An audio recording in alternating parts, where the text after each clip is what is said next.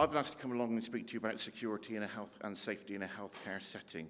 Before I do, let me ask you this. So you all work in the EPR, you all work within facilities, and how many of you are involved with security within your healthcare organisations? How many of you arrange physical security measures like access control, CCTV, pit alarms, etc.? How many of you manage teams of security staff? Sometimes, as we'll hear from Paul in a minute, you'll get a double up from people that work as porters as well as security. So a few of you, few show of hands. So that's great. Just to introduce myself, I'm Roger Ringham. I'm an assistant director in an NHS trust called Dorset Healthcare. I'm also head of service for an organisation called SAFE, Security and Fraud Experts. So they provide exactly what you think, security management and counter-fraud services to the NHS, private healthcare providers, local government authorities, and we do some work for the private sector. As has already been said, I chair the South West Region Security Management Group. That's where I am, normally based. I was up in Birmingham last week at our national annual conference for the National Association of Healthcare Security that I'm also chair for. That picture was either taken then or when I was moonlighting as a maitre d' in the local restaurant. I can't remember which, but it was one of the two. So chair of the National Association of Healthcare Security. So a little bit about SAFE, I've already said. So we supply security management, counter-fraud and training. We protect in excess of 30,000 employees at over 1,000 sites nationwide. As I said, we've got national contracts which take us all over the UK, as well as NHS trusts, acute mental health, ambulance trusts, etc. National Healthcare, NARS, the National Association for Healthcare Security. So a number of you said to me that you provide security or you manage security within your trust, either physical security measures or teams, etc. How many of you are a member of NARS? Put your hand up. 1, 2. I'll tell you what, to make up the numbers, I'll put my hand up as well, because as chair, I'm also a member. 3. Just to let you know, NARS is not just for security professionals or healthcare security professionals. It's for anybody involved with security. And what's important is that we don't work in silo. What's important is that healthcare security staff work with medics, clinicians, decision makers from estates and facilities management, etc. So we're all working together. If we work in silo, we're not going to do a particularly good job. So what we've done recently is we've opened up the membership of NARS, and there's 4 different memberships. I won't bore you with them all. What I will tell you is associate member is for people like you. You can join NARS for free. So go on the website, which is www.nars.org.uk, and become a member. As I say, it's free. It will give you fantastic networking opportunities, and it will give you access to a wealth of information about security for you to employ or implement on your trust, all free. As it says, we've got 700 members nationwide. We also affiliate with a number of other organisations. So a number of acronyms at the bottom there. So AUCSO is the Association of University Chief Security Officers. So as you will appreciate, a lot of NHS trusts, you may well have university in the title of your healthcare organisations. So a lot of trusts are training organisations, and a lot of the staff will have gone to university, will still be taking their degrees, whether it's nursing degrees, other clinical degrees, medical degrees, etc. And I'm sure most of you have done degrees in your profession as well. So AUCSO does what we do for healthcare in higher education. So that's why we link in with them. So we've got a good cross-pollination of ideas. We also link in with other organisations, both at home and abroad. So the IAHSS is the International Association of Healthcare Safety and Security. And when we had our conference last week that I spoke about, we had a guy called Sean Clay come over from Texas to speak to us about healthcare over there. Very interesting, because he was talking to us about their healthcare sites having privately licensed police forces that were armed, K9 units, if you don't know what that is dogs. So a dog and a dog handler. They even had armoured vehicles. And we showed him we showed him some film, some footage from CCTV of some of the incidents that our staff deal with, and he was amazed that our staff basically go in unarmed and without any real PPE.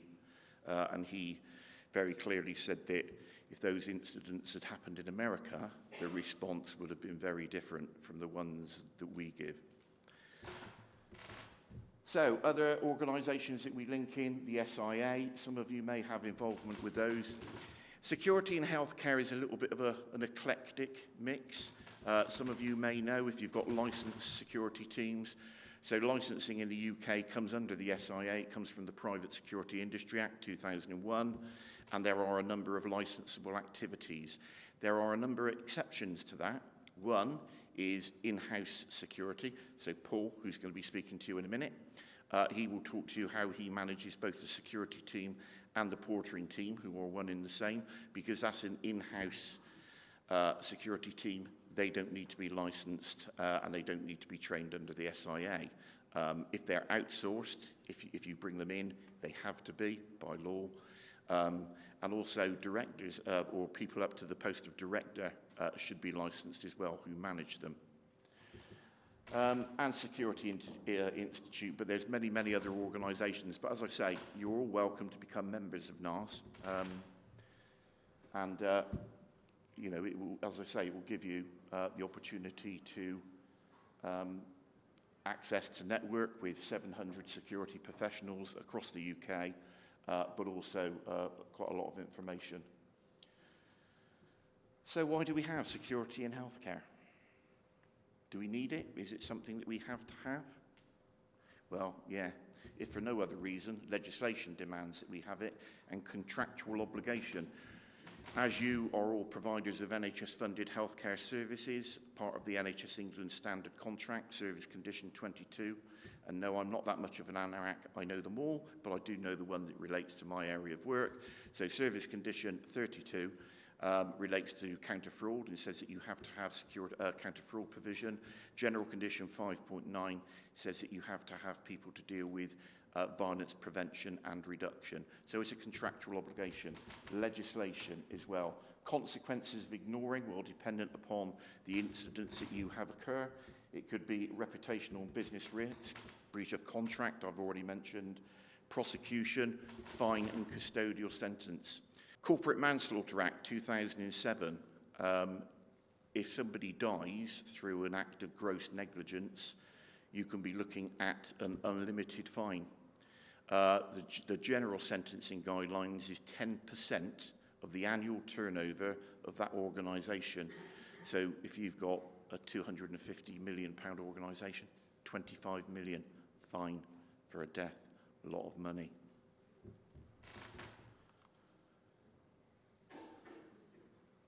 Violence and aggression stats, they started to gather them in 2003. Sadly, each and every year since stats were gathered, violence has gone up in the NHS. In 2017, they stopped gathering the national statistics and they went over just to using the NHS England annual staff survey. Last year's results say that 14.3% of the 600,000 respondents experienced at least one incident of physical abuse from patients, service users or relatives. Much higher in mental health or ambulance service. But what are the consequences to that? I don't know how many of your organisations look at data analytics to see what's happening where, to whom, and what are the consequences of that. Very often if I go to a board meeting, I'm told, oh, you know, sickness absence across the trust is about 4 or 5%. But if you drill down into the areas where there are high levels of assault, I will guarantee you that will go up 2, 3, 4-fold. It will go up to 8, 12, 16% sickness absence because of violence and aggression. It also affects your recruitment and retention, because people want to work where it's safe, or they won't stay if it's quite a hostile environment. Bank and agency spend will go up massively if your staff obviously are off sick. So the consequences of this is quite significant. And what I tend to do is I talk, most people will say I can't even talk one language, but I do try and talk several languages dependent upon my audience.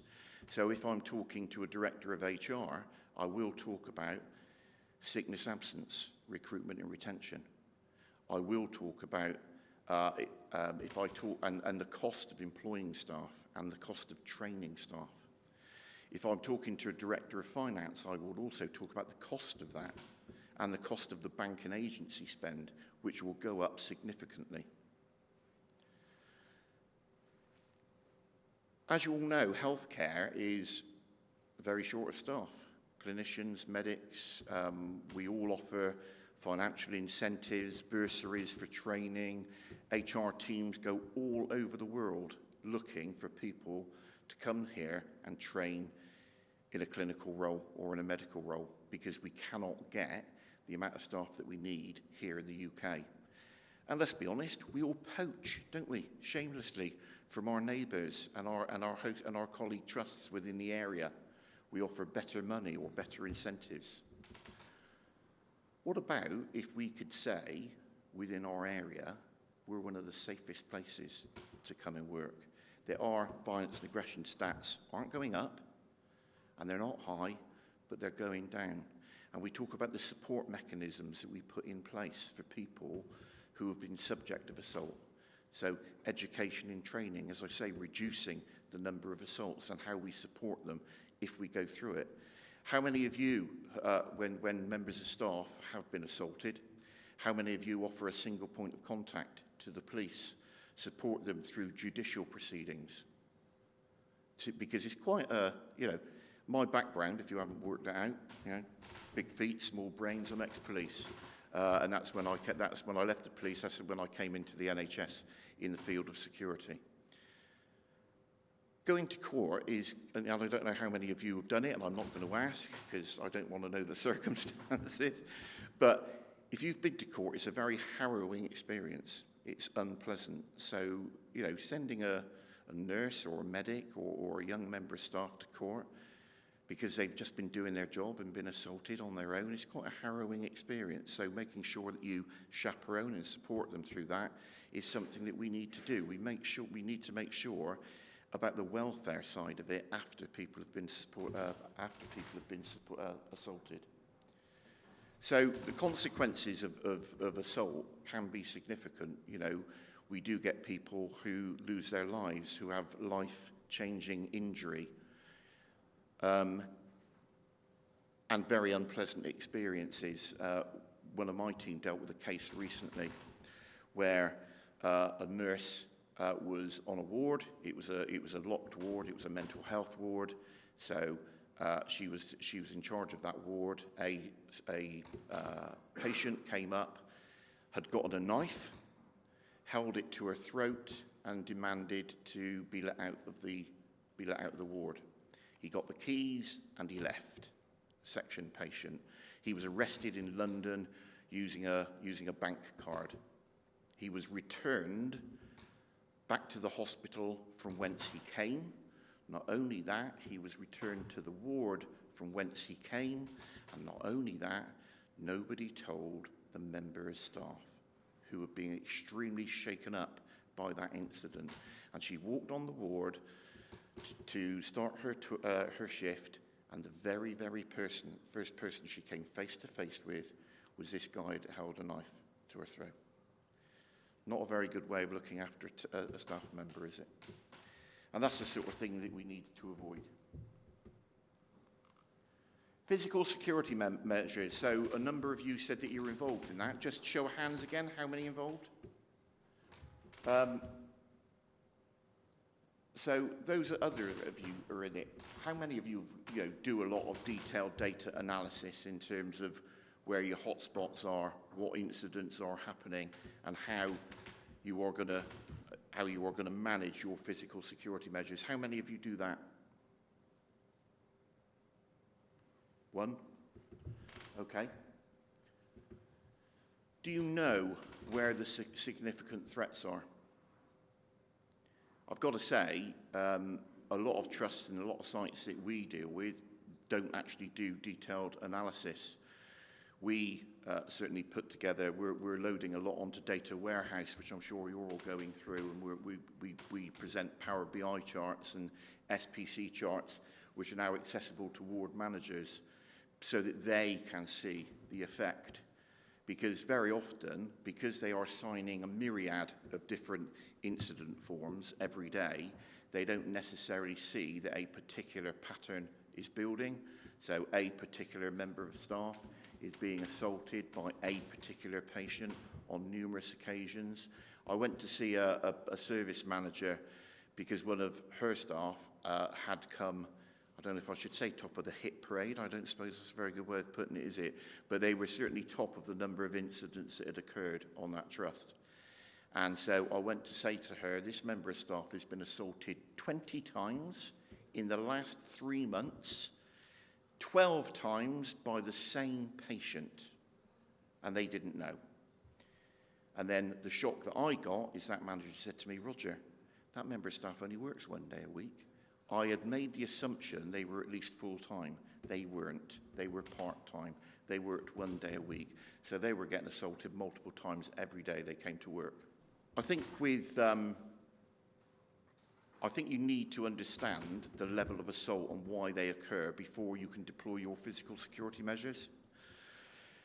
Some of you remind me of one incident that one of my team dealt with. So there is always a pattern of behaviour. I can tell you now, it is very rare that a patient will say, there's Paul over there. Sorry, Paul, but you're the only one whose name I know, so I'm going to pick on you. Although I wouldn't really pick on you because you're a lot bigger than me. But anyway, it's very rare that a patient will say, there's Paul over there, trundle on over and punch him in the nose. Normally, there's some set of circumstances that have happened, that have occurred. We had this one guy who was responsible for almost 100 assaults. I said to the staff, why does he do it? And they said, Roger, not this time. There isn't a pattern of behaviour. It's different times of the day, different areas of the building or ward, different members of staff, different situations. There is no pattern. So I said, okay. So I drew out all the incident reports and I looked. And first thing I thought, every attack is to the head, no other part of the body, not to the torso, not to the arms, not to the legs. Everything the head. Next thing, everything the face. So then I started to ask about the staff. And then what I found out, which wasn't on the incident report, is every member of staff that this guy assaulted wore spectacles. This guy had a thing about spectacles, whether it was the glint of the lens or couldn't see the eyes or whatever, I don't know. But every time a member of staff with glasses come up, he did that. Now, I know this sounds ridiculous, but we stopped members of staff dealing with that patient who wore spectacles. Incidents went right down. It's not all about punitive action. You can take punitive action. You can go to the police. You can prosecute. Even people with mental health conditions, I can tell you now, the vast majority have capacity. And if they punch you, it hurts just as much as anyone else. So it's really important that we do that. Physical security measures. A lot of trusts that I go to, a lot of systems are very old. If I look at CCTV, I very often see one pixelated grey blob move from that side of the screen. Gent at the back's laughing. Does he strike a chord? A pixelated grey blob move from the right side of the screen to the left side of the screen. And people pay for that. Can anyone tell me what the point of it is? Because I don't get it. I don't know why we pay for that. Because if you can identify somebody's facial features, the clothing they're wearing, a vehicle make or registration number, forget it. And how many of you employ, I'm doing an optician's appraisal at the moment on a particular trust, mental health and community, and one particular site which is there where they get all of the incidents occur. They've got 5 separate CCTV systems, none of which talk to one another, none of which are networked. So you have to go on site to log on to get CCTV. It's a very cumbersome situation. And none of the systems talk to one another. You know, and showing my age now when I say this, because I say to people, look, what I'm suggesting to you now, it's not Star Trek. In other words, it's not from the future. It's, you know, systems that have been around for a long, long time. Integrated smart systems. So Roger Ringham pulls up to the barrier to the site in his car. ANPR, automatic number plate recognition, identifies Roger Ringham's car as one that's authorised to enter the site. Facial recognition identifies Roger Ringham, who's someone who can enter the site. The barrier goes up, in I go. You might not have car park barriers, so you could have facial recognition on your main entrances. Conversely, somebody who is wanted for MARAC, MAPA, safeguarding, wanted by the police, who we know is a known threat to a patient or a member of staff, facial recognition without human intervention or a beady-eyed security officer or a receptionist. It goes straight through, identified by the camera, it goes straight through to your security team as an alert, it goes straight through to your site manager, if that's where you want it to go, and it goes straight through to the police control room, and the police are automatically being told, so-and-so has now come on site, and you want him, so come and get him.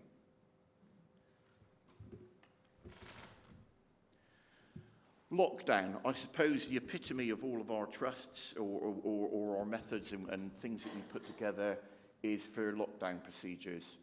So most of us will work with lockdown all of the time in certain areas.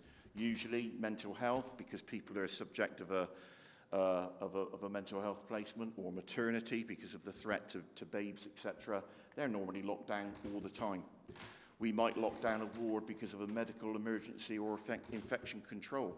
You will have all had wards locked down for the last 2 years because of COVID, and you will have had that separated probably. COVID infected or potentially infected people and wards over there, and keep that away from business as usual over here. So we all do that. Security threat, well, that could be anything. It could be a marauding knife attack. It could be someone who's stealing from the property, and we need to keep hold of them. CBRNE, so chemical, biological, radiological, nuclear or explosive incident. They can either be an industrial accident, or it could be a terrorist attack. Be very careful, as it says at the bottom. November 29th, I think. No, yes, November 29th, 2019. I was sat in Guy's Hospital, meeting of the NARS board, having a chat, and I've often said, if there is an incident, the first you may know of it is when you get a mass amount of people come running into your site, a deluge of people. And we were looking out the window, we were on the ground floor, literally hundreds of people came running in from St. Thomas's Street into the hospital. It was the London Bridge stabbing, if you may recall. That had just occurred. Police had said, people want a place of safety. Police had said, hospital up there, go up there. So hundreds of people literally ran onto our site. And we were completely overrun in seconds. You need to be careful that if it is terrorist activity or civil unrest, that you don't then become the secondary target, because sometimes those terrorists, those people think, I'll follow the crowd and I'll do something else. So that's where we can come.